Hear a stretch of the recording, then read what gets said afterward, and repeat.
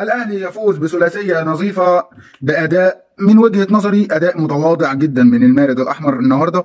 الاهلي بشوط اول ضعيف جدا، شوط تاني متوسط الى حد ما. الاهلي يحرز ثلاث اهداف، اتنين حسين الشحات وواحد لعبد القادر.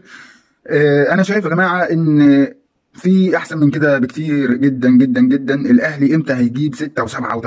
يعني احنا شفنا النهارده نيوكاسل بتدق شيفيلد يونايتد ب8. يعني امتى هنشوف الاهلي بيكسب 6 و7 و8 والارقام دي؟ امتى يعني؟ امتى؟ اللي ماتش على ارضك وماتش سهل جدا، وفرقه مش هقول لك ضعيفه قوي بس فرقه متواضعه.